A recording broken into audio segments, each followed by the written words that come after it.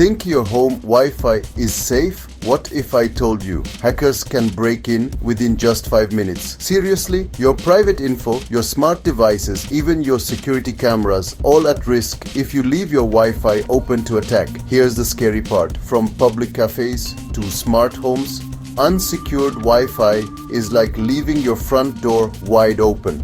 One tiny slip and boom, they're inside your network. Let's break down exactly how Wi-Fi gets hacked and, more importantly, how you can make yourself invisible to those digital intruders.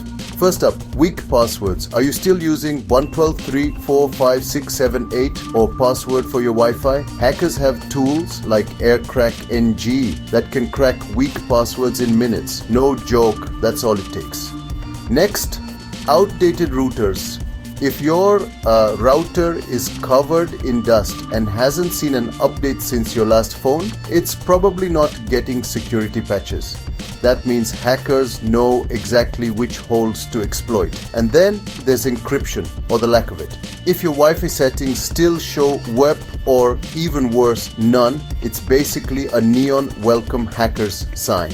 WPA3 is the gold standard now, so if you're not there, upgrade ASAP or risk exposure. Alright, let's fix this. Here are 5 steps you can take right now to lock down your Wi-Fi.